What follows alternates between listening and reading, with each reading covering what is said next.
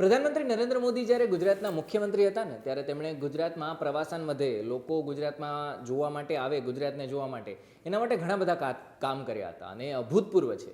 કચ્છ જેવા રણમાં પણ એમણે રણોત્સવ યોજ્યો અને વિદેશીઓને ત્યાં આકર્ષી લીધા. એમાં ગુજરાત સરકાર સફળ રહી.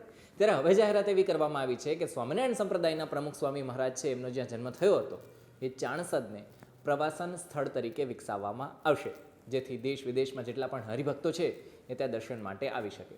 તો વિસ્તારથી વાત કરીએ હરિભક્તોની. નમસ્કાર, વાઇબ્સ ઓફ ઇન્ડિયા સાથે હું સમીર. રાજ્ય સરકારે ગુજરાતના ઐતિહાસિક સ્થળોમાં પ્રવાસી આવે એના માટે મથામણ કરી રહી છે. એક પછી એક સ્થળને પ્રવાસન સ્થળ તરીકે વિકસાવવામાં પણ આવી રહ્યા છે. એવામાં સમાચાર હવે એવી રીતના સામે આવી રહ્યા છે કે લાખો શ્રદ્ધાળુઓના આસ્થાનું કેન્દ્ર એવા આપણા જે પ્રમુખ સ્વામી મહારાજ છે, એમનું જે જન્મ થયો હતો એ ચાણસદને પણ વિકસાવવામાં આવવાનું છે. અત્યારે ગુજરાતનું વિધાનસભા સત્ર ચાલી રહ્યું છે, જેમાં પ્રશ્ન કરવામાં આવ્યો હતો.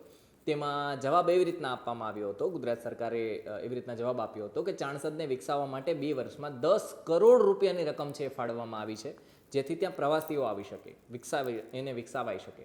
પાદરાના ધારાસભ્ય છે ચૈતન્યસિંહ ઝાલા, એમણે વિધાનસભામાં પ્રશ્ન કર્યો હતો કે ગુજરાત સરકાર ચાણસદને વિકસાવવા માટે કયા કયા પ્રયાસો કરી રહી છે, જેના જવાબમાં સરકારે હામી ભરી હતી અને આંકડાકીય માહિતી આપી હતી કે ચાણસદમાં સ્ટેચ્યુ ઓફ પ્રમુખ સ્વામી મહારાજ તૈયાર કરવામાં આવી રહ્યું છે. માત્ર આટલું જ નહીં, ચાણસદમાં મેમોરિયલ પાર્ક છે, એના સિવાય અક્ષર સેતુ છે, ઓરિએન્ટેશન સેન્ટર, ફૂડ કોર્ટ, ગજેબો, બાળકોને રમવા માટેની જગ્યા, આ બધી પણ વ્યવસ્થાઓ કરવામાં આવી રહી છે. તો હરિભક્તો જેટલા પણ છે એમના માટે આ ખુશ ખબર છે.